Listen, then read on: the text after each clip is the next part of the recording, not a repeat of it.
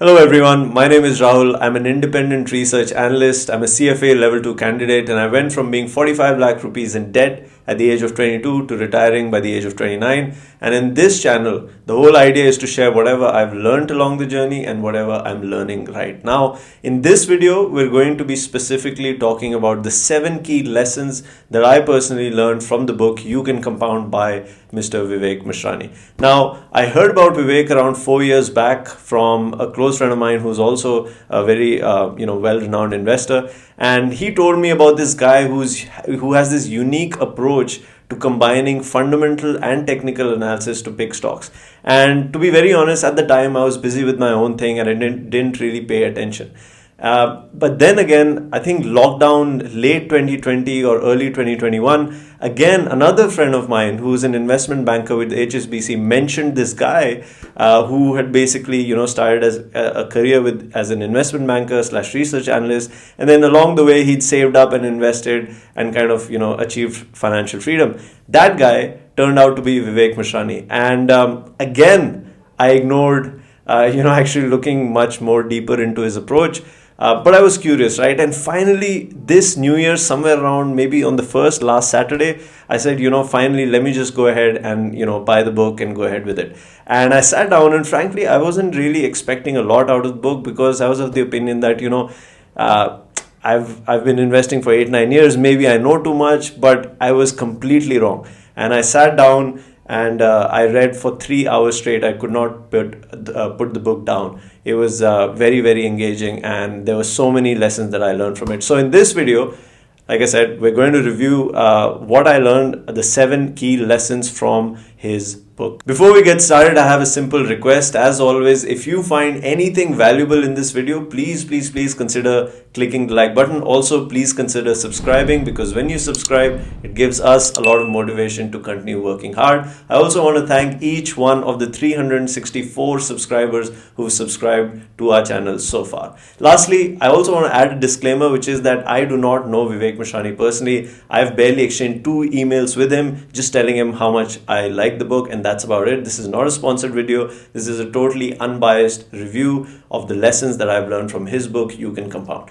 Now, just to give you an overview of the book is around 293 pages. It has 20 chapters, and when I was reading it, I made 103 highlights, right? So it kind of means that every 30% of the book was worth at least highlighting for me, right? And so that was the overview. I also got a sense that it was written specifically for people who were in their 30s or mid 30s, who were married and who had children and who wanted to obviously achieve financial freedom. But even if you do not fall squarely in that category, which I don't, I think you're going to get a lot out of the book. So let's get started. The first key lesson for me came from chapter number 2, where there was a sentence that said, know why you are investing. And I'm not sure why that stood out for me so much, but I think it's because I've noticed and observed so many people not being absolutely clear as to what they are trying to achieve with their financial goals. Now, obviously, in the long run, I think more or less everybody has the same goal, which is you want to be rich.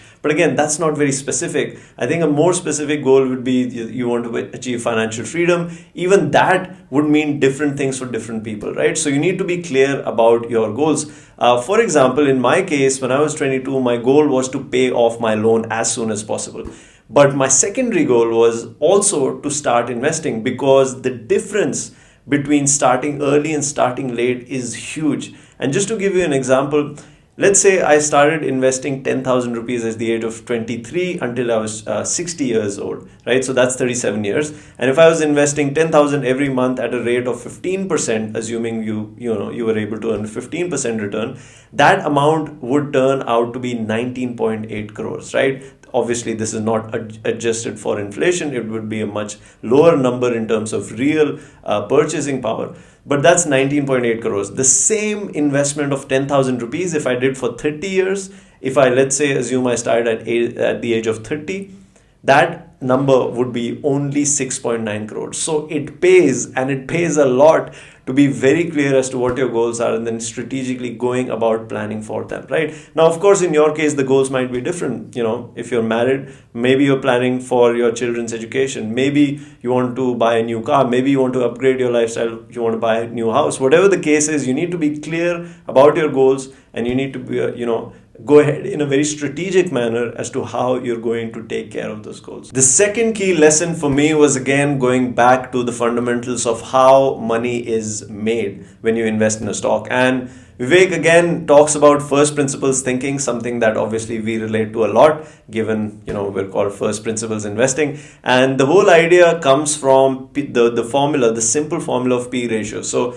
P ratio equals price divided by the earnings, right? If you rearrange the equation to keep price on one side, price equals earnings into PE ratio. This means that price of a stock, the growth in the price of a stock, is directly dependent on two key factors, which is the earnings growth and market psychology, right? So now the question is, what drives the earnings growth of a company and what drives market psychology? So earnings growth are determined by the business itself. And again, he writes that there are four key engines or four key cylinders that drive the earnings growth engine. These four triggers or four cylinders, whatever you want to call it, that drive earning growth are sales, right? Sales growth, operating leverage, operating margin expansion or margin expansion, and the fourth one is debt reduction. There are more, but let's, to keep things simple, these are the four things that drive the earnings growth of a company. Now the question is, what drives market psychology? And in simple terms, right, we can say that price and volume, maybe they don't drive it, but price and volume action of a stock actually capture market psychology. And this is what he calls the combination of the fundamental, which is whatever is happening with the earnings growth, and the technical side, which is the price and volume behavior of stock. This is what he calls the TechnoFunda approach to investing, where he combines these two approaches to select or pick stocks that are likely to give a better return than the market. And this chart actually captures the thinking in a visual format. So there are three distinct phases. One is initiate, the second one is add, and the third one is exit. So the first stage, the initiation stage, is where very, very few select investors or insiders have information about something, a fundamental change that is happening. And usually it's almost impossible as a retail investor to know at this stage that there are changes happening. But the second stage, where this the add stage, somewhere between initiate and add, Vivek suggests that you can use technical and fundamental parameters to figure out when that stock is moving from the first stage to the second stage, which is where people who are perceptive, people who are patient, people who know how to figure it out can actually enter these stocks when they're in phase number 2. The third key lesson for me was the idea that just because you have invested in a value stock, it does not automatically mean that the price of that stock is going to increase and converge with the perceived fair value. And most of these cases, you actually need some sort of trigger for that movement to start happening. And usually these triggers are basically special situations. For example, if a company is being demerged, right, that's a special situation. If there is a buyback happening, that can indicate to the market that there is more value in the stock, or it could be a spin-off, right? So these are the situations that need to usually occur for that trigger to take place, for that stock to start moving. And in most of the cases, these value stocks actually turn out to be value traps. And I've had my fair share of value traps. One specifically that I remember of late was I invested in DB Corp in around 2018-19, and thinking that this is a good ROE company. They have high cash, they have high free cash flows, and at some point it was trading at single digit price to earning ratios. I thought at some point it's going to go back to its perceived fair value. It never happened, and basically it turned out to be a value trap. The fourth key learning was around how to screen for mega compounders and the 6 different category of stocks. Now, Vivek suggests in order to create wealth from the stock market through stock picking, you need to choose great businesses instead of value stocks, right? How do you choose great businesses? Of course, there are many different ways, there are many different parameters you can look, but he's simplified it down to two parameters that we can check, which is return on capital employed and earnings growth rate. Both have to be there, right? So if you create a simple graph using these two parameters on X and Y axis, we get a chart that looks something like this, right? And it has different types of plants that talk about or that describe the characteristics of different types of companies. For example, on the top right corner, you'll get the high ROC and high earnings growth companies. Now, these are ideally the kind of companies that you want to have in your portfolio, because these are the banyan tree kind of companies that have a long runway for growth. They're capitally efficient. They can grow at a high rate for long periods of time, right? So these are the real compounders. Now, of course, you cannot only have these companies, right? So another category you potentially might want to keep in your portfolio, depending on your needs or goals, is obviously the mango category, which is high ROC but low earnings growth. These are the ITC kind of companies where you're earning, of course, in some form of capital appreciation, the stock price appreciation, but also in dividends as well, right? So he calls them, kind of earning through the armrest, because these are the mango kind of companies.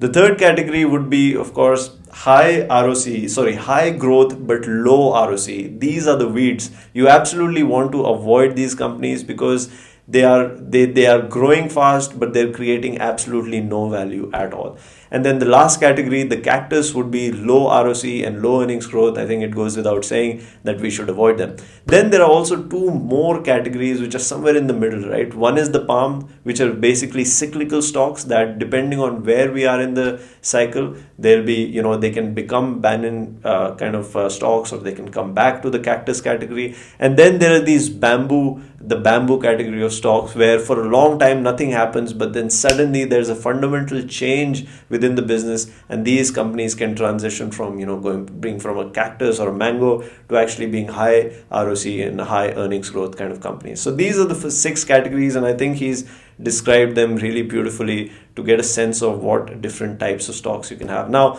the question is, what should be the distribution, how much of what you should have in your portfolio? That is actually answered in the 6th key learning, right? But for now, we'll go on to the next learning, which is the fifth key lesson. The 5th key lesson comes from chapter number 5, which is titled Everything is Cyclical. Now, this is an idea about market cycles and how cycles impact how we should invest. This idea has been written about and popularized by Howard Marks, especially in his book Mastering the Market Cycle. And we've actually made a video on this topic, so I'll link it somewhere here, you can check it out.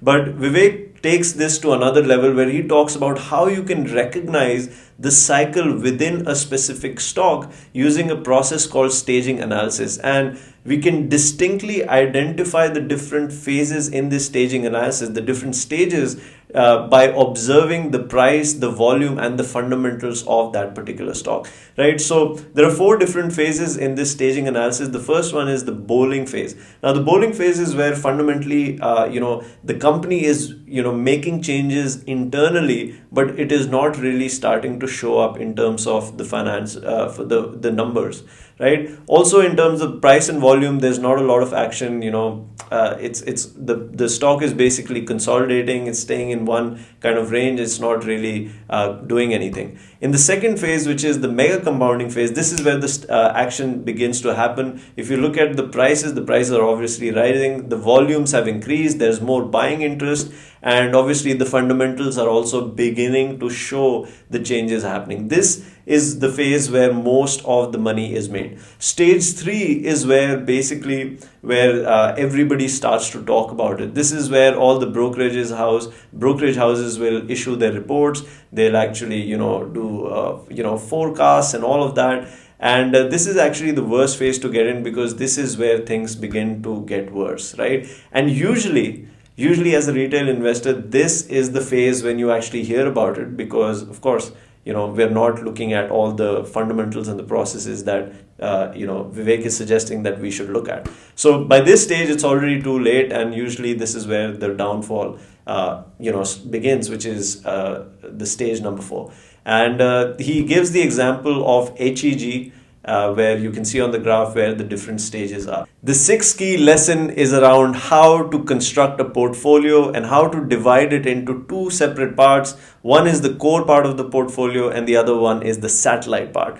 Now, the idea behind this is that since you are an individual investor, of course, you have some advantages that other big, large institutions do not. Of course, you have some disadvantages as well. But as a small investor, what he says, if you're taking the time and energy, your goal should be to earn at least 10% over the market benchmark rates. And if we assume that Nifty is going to give a 15% return, ideally we should be looking at a 25-26% kind of return. And this basically means that our money doubles every 3 years. In order to achieve that, if we only have the banyan tree types of companies, if you remember, in lesson number 5, we categorize all these different companies. So if you only have banyan tree types of companies, you're not going to kind of get that 25-26% return, for the simple reason that in the bull market or even in normal market, these companies are usually priced to perfection and usually they're actually trading at a premium. So the risk reward characteristics at those kind of premiums for these good companies, which everybody knows are great companies, you're not going to have, get a very favorable risk reward characteristics, right? So therefore you can't only have these kinds of companies. Now, of course, when the market corrects, these companies will fall by a lot less compared to other lesser quality companies, right? So how do you tackle that the problem of wanting to achieve a 25% return, but also managing it with the fact that good companies are not going to come at a cheap price? So in order to do that, he suggests we should have a satellite part of our portfolio where we're basically going to be testing ideas, we're going to be learning about ideas over here, and these are the companies that we are going to be investing based on more of like a technical aspect to it, so price action, volume action, all of those kinds of things, right? So that's how you should divide your portfolio between a core and a satellite. Now he suggests that the core part should be around 70%, right? This should consist of 10 to 15 of your core stocks, and the churn on this side of the portfolio is not much, in the sense that you're not buying and selling a lot of these companies on a very frequent basis. These are the long-term kind of compounders you want to have. And then the 30%, you want to have companies that have some sort of trigger happening, right? As we said, maybe some sort of price, volume, fundamental, a combination, a TechnoFunda kind of approach to this part of the portfolio. This brings us to the 7th key lesson from this book, which is that compounding can work for all aspects of life, not just money. And this is an idea that's actually very, very close to my heart, something that I've been practicing over the last 1-2 years specifically, and I've gained immensely in terms of my health, whether it's in terms of my knowledge, whether it's in terms of my network. And compounding can apply to all of these different aspects of your life. The idea is to be consistently, trying to get better and better every day, or at least as frequently as you can. And you'll be surprised and shocked with the kind of results that you can create over time. And I think better than what I am able to explain this idea of compounding beyond your money, there's a very beautiful TED talk that I'll link somewhere here, and you should check that out. I think it gives you a really good idea of what Vivek is trying to convey. So that was it. Those were the 7 key lessons from the book You Can Compound by Mr. Vivek Mashrani. I think it was a wonderful, wonderful book. The only one criticism that I have, or not a criticism, but one thing that could have been better in the book was maybe if there were more step by step or something, more tools to actually apply some of these ideas, because I felt there were a lot of beautiful and really, really important ideas, but not enough on how to apply and implement those ideas. So that one thing I think could have been better. But beyond that, whether you're a beginner, whether you've been investing for a long, long time, I think it's a great, great book, and I totally recommend that you should check it out. So that's about it from my side. If you're still watching, please consider subscribing to our channel. And if you want to get the link will be somewhere in the description for the book. So you can check that out on, wherever you want to check it out. So thank you so much for listening, and Take care.